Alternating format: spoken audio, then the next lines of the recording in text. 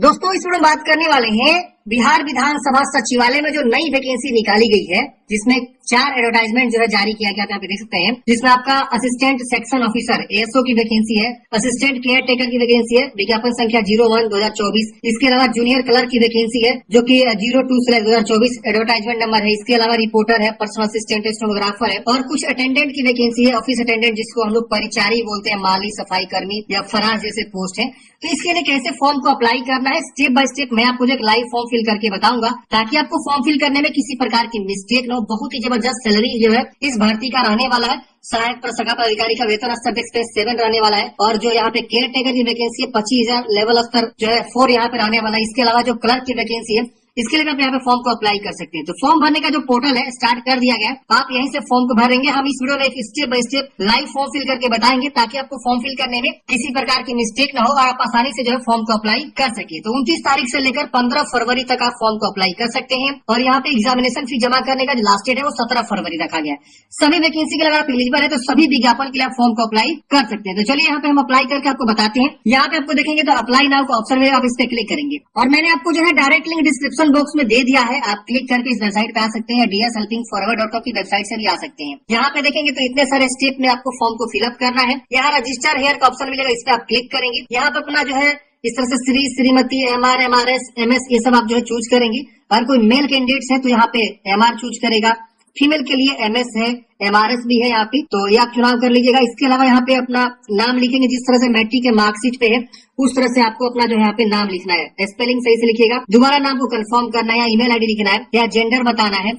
यहाँ highest qualification आप maximum कहाँ तक पढ़े हैं, ग्रेजुएशन तक ही पढ़े हैं तो ये आप चूज करेंगे। 10+2 इंटरमीडिएट तक पास है तो ये चूज करेंगे और यहाँ 10वीं तक पढ़े हैं तो आप 10वीं ही यहाँ पे चूज करेंगे। तो जो जहाँ तक पढ़ा है उसके अकॉर्डिंग यहाँ पे जो है वो चुनाव करेगा। तो उसके अकॉर्डिंग जो है यहाँ पूछ रहा है कि do you want to apply for reporter post advertisement date इतना, मतलब क्या आपने रिपोर्टर पद विज्ञापन संख्या इतना के लिए आवेदन किया था उस समय जो वैकेंसी निकाली गई थी 01/2019 में जो वैकेंसी निकाली गई थी उसके लिए आप रिपोर्टर पद पे फॉर्म भरे थे तो हाँ करिए, नहीं तो नो करेंगे। ये पूछा क्या बिहार सरकार के सरकारी कर्मचारी या लगातार 3 साल की सेवा पूरी कर ली, अगर कर लिए तो हाँ करेंगे, नहीं है तो यहाँ पे नो करेंगे। आर यू एक्स सर्विस में, अगर एक्स सर्विस में तो यस करिए वरना नो करेंगे। Are you person with disability, अगर विकलांग है तो यस करेंगे वरना नो करेंगे। Are you domicile of Bihar, Bihar के निवासी है तो हाँ करेंगे। अपना कैटेगरी का चुनाव करेंगे, general, EWS, BC, EBC, SC, कौन सी कैटेगरी से आप आते हैं, यहाँ पे आपको चुनाव करने का ऑप्शन आ रहा है। यहाँ अपना डेट ऑफ बर्थ की चॉइस करना है तो यहाँ कैलेंडर ओपन होगा। इस तरह से आप जो अपना डेट ऑफ बर्थ की चॉइस कर सकते हैं, जो भी आपका डेट ऑफ बर्थ है। यहाँ आपका उम्र ऑटोमेटिक आ जाएगा। यहाँ मोबाइल नंबर लिखेंगे और सेंड OTP पे क्लिक करेंगे तो आपके मोबाइल नंबर पे OTP चला जाएगा।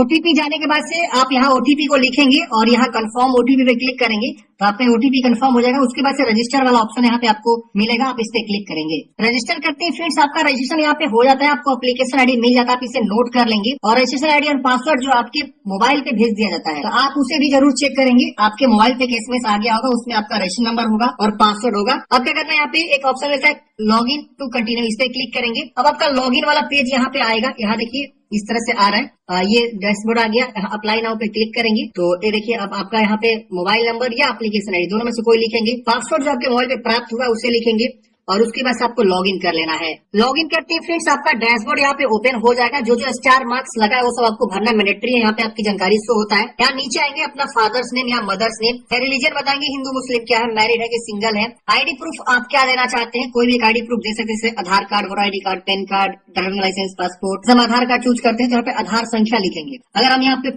वोटर ID कार्ड चूज करेंगे तो वोटर ID संख्या लिखेंगे। Pan card choose pan number लिखेंगे। DL चूज करेंगे तो DL संख्या लिखेंगे। आइडेंटिफिकेशन मार्क्स, बॉडी में पहचान आपको बता नहीं सकती, तिल का निशान, कटा का निशान, जला का निशान, ये सब हो सकता है, आप बता दीजिएगा। Are you grandson, granddaughter of freedom fighter of state Bihar, अगर आप जो है बिहार राज्य के स्वतंत्र सेनानी के पोता पोती या नतनी है तो यस करेंगे, नहीं तो नो करेंगे। यहाँ पे आपको जो है योग्यता के बारे में बताना है, क्वालिफिकेशन। तो यहाँ पे देखिए 10वीं क्लास के बारे में सबसे पहले पूछा है तो यहाँ पे स्कूल का नाम लिखना है, फिर बोर्ड का नाम यहाँ लिखना है। 10वीं का रोल नंबर क्या है, पासिंग ईयर क्या है, कौन से ईयर में आप 10वीं पास आउट किए हैं, परसेंटेज क्या है आपका 10वीं में वो आपको बताना है। अगर आपका CGPA है, ग्रेडिंग सिस्टम है तो उसको परसेंटेज में कन्वर्ट कर लेना है और उस तरह से आपको लिखना है परसेंटेज में। अब यहाँ पे 12वीं की जानकारी आपको भरना है तो यहाँ पे स्कूल कॉलेज का नाम दोनों में से कोई लिख सकते हैं, बोर्ड का नाम, स्ट्रीम साइंस आर्ट्स कॉमर्स किस विषय से आपने पास आउट किया हुआ है, रोल नंबर क्या है, पासिंग ईयर क्या है, परसेंटेज यहाँ पे आपको बता देनी है। इसकी वजह से ग्रेजुएशन के बारे में पूछ रहा है तो इंस्टीट्यूट का नाम, बोर्ड का नाम, कोर्स आप बीएससी, बीकॉम, बीए, बीबीए कौन सा कोर्स आपने किया हुआ है, मतलब ये आप बताइए कौन से स्ट्रीम से आपने जो है ग्रेजुएशन कंप्लीट किया। अदर है तो अदर भी चूज करेंगे तो अदर कोर्स का नाम लिखने का आएगा, नहीं तो इसमें से आपका है तो आप यहाँ चुनाव कर लेंगे। पासिंग ईयर यहाँ पे आएगा, पासिंग ईयर बता देंगे। फिर यहाँ पे परसेंटेज आपको बता देना है। यहाँ पे आपको कम्युनिकेशन डिटेल्स, यहाँ पे पत्राचार का पता आपको बताना है। सबसे पहले आपका परमानेंट एड्रेस पूछ रहा है, यानी अस्थायी पता पहले आप बताइए। जो भी आपका अस्थायी पता है यहाँ 2 लाइन दिया है, दोनों लाइन को यूज करते हुए लिखेंगे। विलेज, पोस्ट, थाना सब चीज यहाँ पे मेंशन करेंगे। यहाँ राज्य, यहाँ पे पुलिस स्टेशन, पिन कोड। अगर आपका मान लीजिए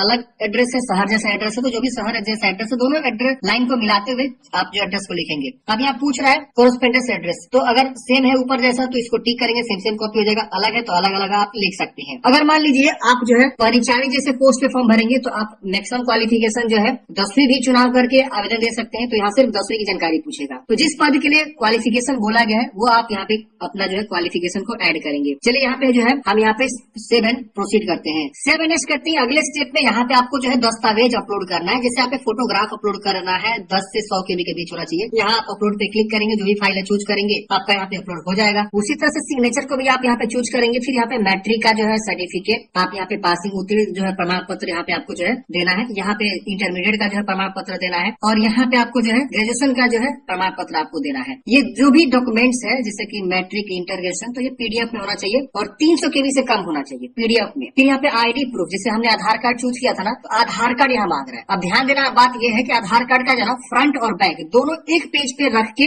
आपको PDF बनाना है। फिर यहाँ पे जो है कास्ट सर्टिफिकेट यानी जाति प्रमाण पत्र, तो अगर जनरल है तो जनरल को जाति प्रमाण पत्र नहीं मांगेगा। बाकी EWS, SC, ST और OBC है तो BC, EBC का नॉन क्रिमिनल जो सर्टिफिकेट लगता है वो आपको यहाँ पे देना होगा। जिसे आप अपलोड करेंगे, बहुत ही सिंपल प्रोसेस है अपलोड करना, इजिली अपलोड हो जाएगा। फिर यहाँ पे अप्लाई एंड प्रोसीड करेंगे। 7 करते हैं फ्रेंड्स। अगले स्टेप में यहाँ पे आपका फॉर्म का प्रीव्यू आएगा, मतलब ये कि आप जानकारी को वेरीफाई करेंगे जो भी यहाँ पे जानकारी आपने दिया है वो सब चीज सही है। अगर इसमें कुछ भी गलती है तो आप यहाँ पे नीचे आएंगे, यहाँ बैक जाके एडिट करेंगे। नहीं गलती है यहाँ डिक्लेयर करेंगे और यहाँ फाइनल सबमिट का ऑप्शन मिलेगा, आप इस पे क्लिक करेंगे। ये पूछ रहा है कि आप चेक कर लिए सारा डिटेल्स, आपको कहना है हाँ। अगर आप बाद में जो है गलती पाए जाते हैं तो सुधार नहीं होगा। तो एक बार सबमिट करने से पहले आप जो है ना सारा चीज को जरूर वेरीफाई कर लीजिएगा। सभी स्टेप यहाँ पे दिखे रहे हैं। अगर गलती है तो बैक जाकर सुधार कर लीजिएगा। चलिए करते हैं ओके करते हैं फ्रेंड्स। जहाँ पे इस प्रकार से देखेंगे तो आपका जो है रजिस्ट्रेशन कंप्लीट हुआ। अब जितनी वैकेंसियां चल रही है ना, सारा वैकेंसी यहाँ पे देखेंगे शो हो रहा है। अब यहाँ पे क्या करना है, आप जिसके लिए एलिजिबल है उसके लिए सामने अप्लाई बटन है। तो 4 विज्ञापन है, मैंने आपको ऑलरेडी बताया। एक विज्ञापन में असिस्टेंट सेक्शन ऑफिसर की पद है जिसमें आप ग्रेजुएशन पास चाहिए, अप्लाई बटन है, कर सकते हैं अप्लाई। फिर जो है इसी मतलब देखिए एक बार हमने क्या किया ना, सभी अपनी जानकारी को भरा।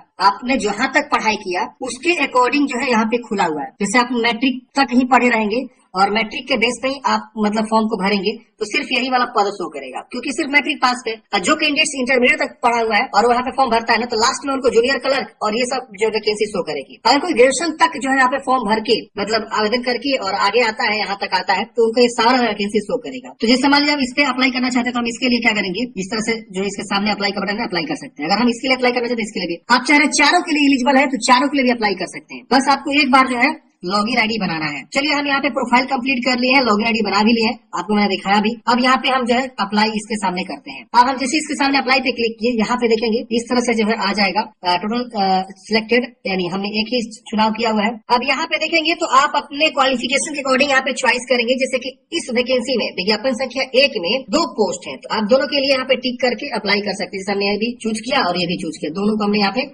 चूज कर लिया। अब यहाँ पे हम प्रोसीड करेंगे। अब यहाँ पे हमारे लिए एप्लीकेशन फी जो लग रहा है वो शो करेगा, यहाँ पे हम टिक करेंगे। अब हमको यहाँ पे जो है एप्लीकेशन फी जो लग रहा है वो हम यहाँ पे पे करेंगे, जो भी हमारे पास एप्लीकेशन फी जमा करना है। तो हम क्या करेंगे, इस तरह से एप्लीकेशन फी जमा कर लेंगे। एप्लीकेशन फी जमा कर लेने के बाद से फ्रेंड्स हम जो है फॉर्म को प्रिंट आउट निकाल के हार्ड कॉपी अपने पास सुरक्षित रख लेंगे। आपको लग रहा है कि नहीं हमें और एक पद के लिए आवेदन देना चाहते हैं तो आपको दोबारा रजिस्ट्रेशन करने की आवश्यकता नहीं है। आप सिंपल क्या करेंगे, लॉगिन करेंगे। लॉगिन करते आपका डैशबोर्ड पे दिखा देगा कि आपने इस वाले पद के लिए अप्लाई कर दिया है, आप इसके लिए अप्लाई कर सकते हैं बाकी के पद के लिए। तो फिर उसके सामने अप्लाई का बटन है, हम जूनियर क्लर्क के लिए अप्लाई करना चाहते हैं, इस पे क्लिक करेंगे और यहाँ पे वैकेंसी शो होगी। या थोड़ा सा समय आपको लग रहा है, ये देखिए इस प्रकार से जूनियर क्लर्क टिक किए और इसके लिए हम क्या करेंगे, प्रोसीड करेंगे अप्लाई पे। ये इसके लिए हम अप्लाई कर पाएंगे। फिर हम चाह रहे हैं कि नहीं हम इसके लिए भी आवेदन देना चाहते हैं जिसमें की लाइब्रेरी असिस्टेंट है और ये सारे पद है, तो इसके लिए अप्लाई बटन बना हुआ है, इसके सामने वाले ऑप्शन पे क्लिक करेंगे। इसमें भी देखेंगे तो ये तीनों पद है आपको शो करेगा, तो हम इसके लिए हम बारी बारी से प्रीफरेंस यहाँ पे दे देंगे। तो प्रीफरेंस आपसे पूछ रहा है, अब हम इसके लिए भी प्रोसेस एंड अप्लाई पे क्लिक करेंगे तो हम इसके लिए अब क्या करेंगे, पेमेंट को जमा करेंगे, जो भी इसके लिए फी लग रहा है। तो अब हम पेमेंट जमा करेंगे तो उसके लिए भी हमारा फॉर्म अप्लाई हो जाएगा और प्रिंट आउट निकालेंगे। तो इस तरह से आप